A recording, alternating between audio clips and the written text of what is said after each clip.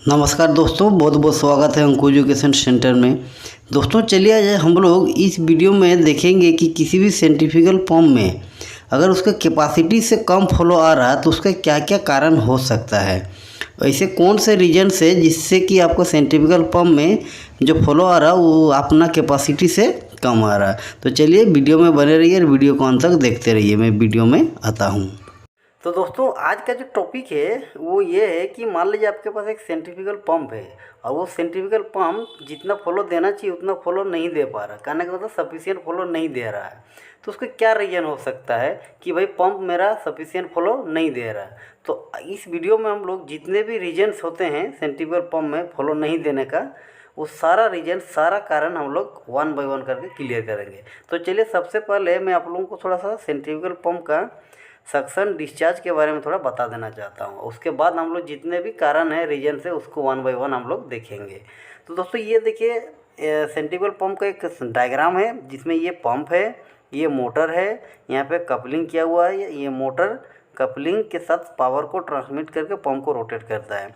Pump का ये जो लाइन ये सक्शन लाइन है जिसमें एक सक्शन भाल्व लगा हुआ है, स्ट्रेनर लगा हुआ है, प्रेशर गेज लगा हुआ है और ये उसका डिस्चार्ज लाइन है जिसमें डिस्चार्ज प्रेशर गेज एक लगा हुआ है। यहाँ पे चेक वाल्व है, नो रिटर्न वाल्व, वाटर को रिटर्न आने नहीं देता है। और यहाँ पे एक डिस्चार्ज वाल्व।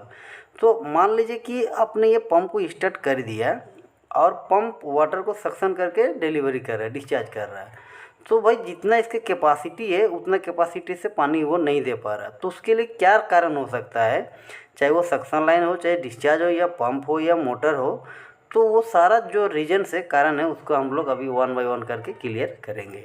तो चलिए सबसे पहला जो पॉइंट है उस पर आते हैं। तो सबसे पहला पॉइंट दोस्तों कि सक्शन पाइप पार्शियली चोक। हो सकता है कि ये जो आपका पंप है इसका जो सक्शन लाइन है वो सक्शन लाइन कहीं से मान लीजिए चोक हो गया, जाम हो गया, कहीं से भी हो, चाहे ये फ्लैंज से हो, स्ट्रेनर पे हो, या आपका सक्शन भाल पे हो सकता है, या जहाँ पे इनलेट हो रहा पंप में वाटर वहाँ भी हो सकता है, या पीछे आपका मान लीजिए फुट वाल्व लगा हुआ वहाँ भी हो सकता है। तो अगर मान लीजिए कि पार्शियली चोक हो चुका है आपका सक्शन लाइन तो पंप को जितना वाटर मिलना चाहिए सक्शन लाइन उतना नहीं मिल पा रहा। तो जब मिल ही नहीं पा रहा तो सक्शन डिस्चार्ज में उतना आपको फ्लो नहीं दे पाएगा। दूसरा पॉइंट इसका हो सकता है दोस्तों कि फुट वाल्व पार्शियली क्लोज। दोस्तों इस पंप का सक्शन वाल्व में एक फुट वाल्व लगा रहता है, इसमें आपको दिख नहीं रहा, यहाँ पे एक फुट वाल्व लगा रहता है। वो फुट वाल्व क्या करता है कि जहाँ से पंप वाटर को सक्शन करता है वहाँ पे अगर कोई डर्ट पार्टिकल है या कोई कचरा है उसको वहीं पे उसको फिल्टर कर लेता है। तो मान लीजिए कि वो जो फुट वाल्व है वो फुट वाल्व मान लीजिए चोक हो चुका है, पार्शियली चोक हो चुका है, पूरा नहीं, मतलब थोड़ा ओपन हो रहा और थोड़ा वो क्लोज में ही है। तो उस समय क्या होगा कि उस कंडीशन में वाटर जितना आना चाहिए पंप में सक्शन लाइन उतना नहीं आ पाएगा। तो क्या होगा उसके कारण भी वो जो पंप है मतलब सफिशिएंट आपको फ्लो डिस्चार्ज लाइन में नहीं दे पाएगा। नेक्स्ट पॉइंट हो सकता है कि suction pipe diameter too small. मान लीजिए कि ये पंप है, पंप का जो सक्शन लाइन का जो पाइप है इसका जो डायमीटर है, डाया है, वो मान लीजिए जितना डिजाइन में होना चाहिए उतना नहीं है। सपोज मान लीजिए कि एग्जांपल के लिए मैं बता रहा हूँ कि सक्शन लाइन का पाइप 100 mm होना चाहिए लेकिन आपका 80 mm का लगा हुआ है, तो सफिशिएंट नहीं है, वो जितना होना चाहिए उतना है नहीं। तो उसके कारण क्या होगा कि उतना पंप में सक्शन लाइन में वाटर उसको मिल नहीं पाएगा, और नहीं मिल पाएगा तो वो डिलीवरी भी कम ही देगा।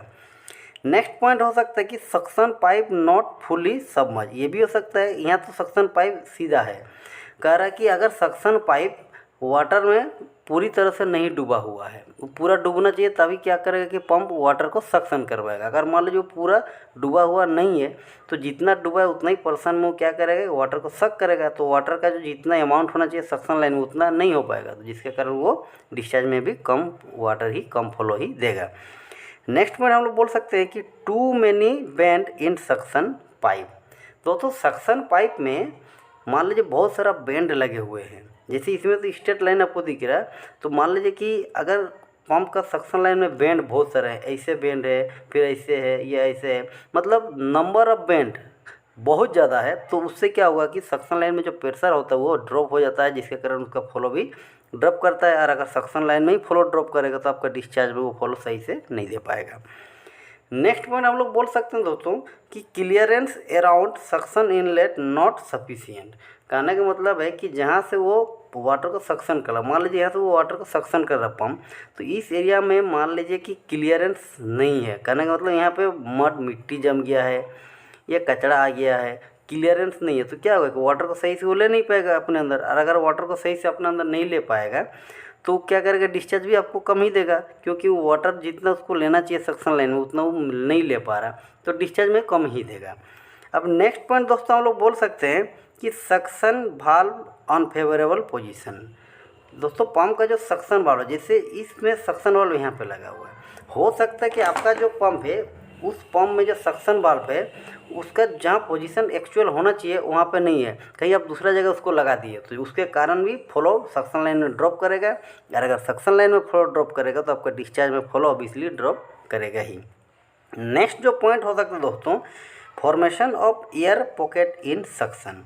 ये जो सक्शन लाइन है दोस्तों, मान लीजिए सक्शन लाइन में कहीं एयर का पॉकेट बन रहा है, एयर पॉकेट मतलब एयर का बबल बन रहा है, तो अगर एयर का बबल बनेगा तो वो वाटर को सही से फॉलो होने नहीं देगा, वाटर रुक रुक के फॉलो होगा, जिसके कारण जितना सफिशिएंट उसको मिलना चाहिए पंप को सक्शन लाइन में वाटर, उतना वाटर नहीं मिल पाएगा, जिसके कारण वो डिस्चार्ज में भी कम वाटर ही देगा।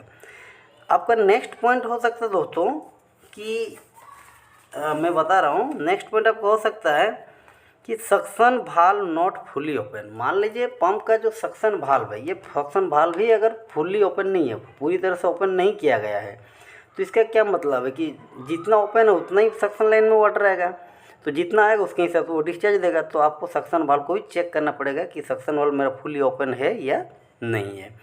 नेक्स्ट पॉइंट हम बोल सकते हैं कि air entry from suction line. अगर सक्शन लाइन में कहीं से भी हो, चाहे फ्लेंज हो या वाल्व का निपल से हो, स्ट्रेनर से हो, सक्शन वाल्व से हो, या इधर फुट वाल्व जो लगा रहता है उससे हो, कहीं से भी अगर सक्शन लाइन में एयर का एंट्री हो रहा है तो वो एयर क्या करेगा, वाटर का बबल मतलब बनाएगा, वाटर का बबल फॉर्मेशन करेगा, और वाटर का बबल फॉर्मेशन होने की वजह से सक्शन लाइन में जो वाटर जितना मिलना चाहिए उतना नहीं मिल पाएगा, वाटर का फ्लो सही से नहीं हो पाएगा सक्शन लाइन में।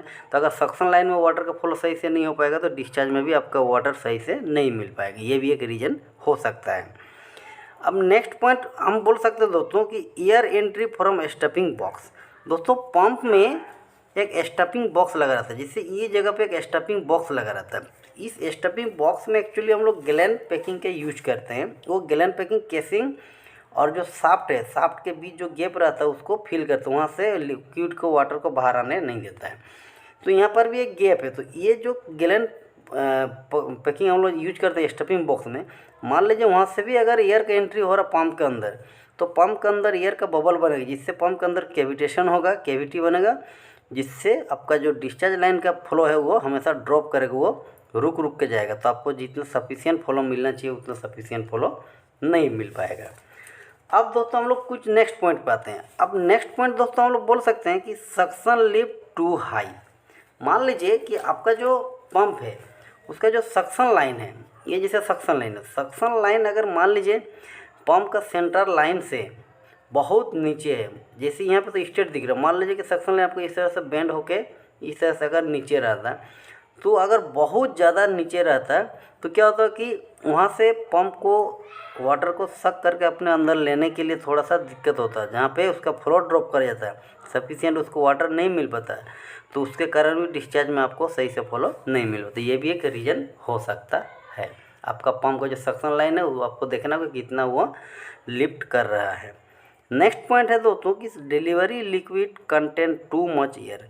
जो एयर वाटर को डिलीवरी कर रहा पंप, उस एयर में मान लीजिए कि उस वाटर में मान लीजिए एयर का जो अमाउंट बहुत ज़्यादा है, वो एयर हो सकता है स्टफिंग बॉक्स तरफ से भी आया हो, या सक्शन लाइन से आया हो, या पंप का केसिंग में कहीं पंचर हो, कहीं से भी अगर एयर एंट्री हुआ है तो वो एयर क्या होगा कि डिस्चार्ज वाटर के साथ बाहर जाएगा। तो अगर डिस्चार्ज वाटर में बहुत सारा मतलब बहुत ज़्यादा अमाउंट में अगर एयर है तो क्या होगा कि वो फ्लो को सही से नहीं दे पाएगा, डिस्चार्ज सही से नहीं दे पाएगा, जिससे आप कह सकते हैं कि मेरा पंप में सही से मतलब जितना कैपेसिटी उतना फ्लो नहीं आ रहा। तो ये भी एक रीज़न हो सकता है। नेक्स्ट पॉइंट हम बोल सकते हैं डिलीवरी लिक्विड टू विस्कस। दोस्तों पंप जो वाटर को सक करके अपने अंदर लेता है और जो डिस्चार्ज करता है, वो वाटर का जो विस्कोसिटी है मतलब गाढ़ापन जो है मान लीजिए बहुत ज़्यादा बहुत मोटा है, तो उससे क्या है कि जितना उस अमाउंट में वाटर को सक्शन करना चाहिए वो नहीं कर पाता है, जिसके कारण जो लिक्विड को वो डिस्चार्ज कर रहा है वाटर को, वो सही से डिस्चार्ज नहीं कर पाएगा। ये भी एक रीज़न है, आपको लिक्विड को देखना पड़ेगा। नेक्स्ट पॉइंट हो सकता है कि pump direction of rotation is reverse. ये बहुत अच्छा पॉइंट है दोस्तों। मान लीजिए ये जो मोटर है, मोटर का डायरेक्शन मान लीजिए क्लॉकवाइज होना चाहिए, लेकिन मोटर आपका एंटी क्लॉकवाइज घूम रहा है, तो उससे क्या होगा कि आपका जो पंप वाटर डिस्चार्ज लाइन में देगा वो दे ही नहीं पाएगा।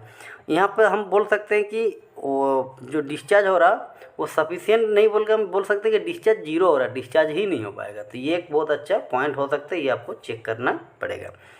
नेक्स्ट पॉइंट हो सकता है दोस्तों इम्पेलर क्लॉक। दोस्तों पंप के अंदर इम्पेलर लगे होते हैं। ये जो शाफ्ट है पंप का, शाफ्ट के साथ पंप का जो इम्पेलर है वो लॉक रहता है, तो ये पंप का केसिंग के अंदर इम्पेलर लगा रहता है। मान लीजिए कि वो जो इम्पेलर है वो क्लॉग हो चुका है, क्लॉग मतलब वो लॉक हो गया, जाम हो जाएगा, उसमें कुछ पार्टिकल्स आके फंस गया है, तो क्या होगा कि सक्शन लाइन से जो वाटर उसको लेना चाहिए था उतना तो वो ले रहा है, लेकिन चोक होने के वजह से वो डिस्चार्ज उतना नहीं कर पा रहा। तो पंप का ऑब्वियसली डिस्चार्ज लाइन में जो फ्लो आएगा वो कम हो पाएगा, जिससे आप बोल सकते हैं कि मेरा पंप का जो डिस्चार्ज वो कम हो रहा है। तो आपको इम्पेलर को भी चेक करना पड़ सकता है। नेक्स्ट पॉइंट हो सकता है दोस्तों कि इम्पेलर डैमेज।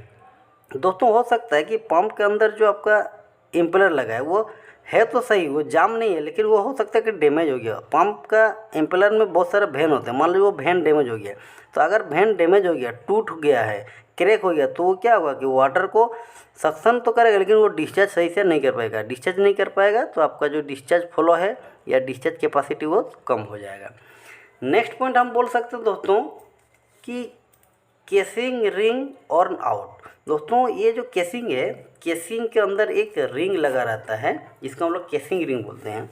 वो केसिंग रिंग अगर ऑन आउट हो गया, मतलब बहुत ज़्यादा घिस गया, तो उससे क्या होता है कि पंप में जो डिस्चार्ज फ्लो और डिस्चार्ज प्रेशर होता है वो सही से डेवलप नहीं हो पाता है। वो एक्चुअली रिप्लेसेबल आइटम होता है, उसको रिप्लेस किया जाता है बीच बीच में। तो अगर वो बहुत ज़्यादा घिस गया और आउट हो गया तो वो सही से पंप को मैंने पंप में वाटर को डिस्चार्ज नहीं कर पाएगा, तो जिसके कारण आपका डिस्चार्ज जो कैपेसिटी डिस्चार्ज फ्लो है वो कम हो जाएगा। नेक्स्ट पॉइंट दोस्तों हम लोग बोल सकते हैं कि pump is not suitable for existing condition.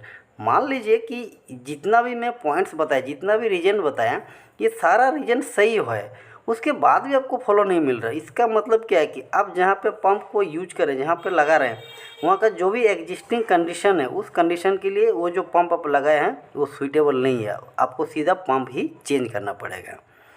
तो दोस्तों देखिए कि कोई भी सेंट्रीफ्यूगल पंप में अगर सही से फॉलो नहीं आ रहा तो उसके क्या रीज़न हो सकता है, मैं सारा पॉइंट, सारा रीज़न, सारा कारण आपको बता दिया।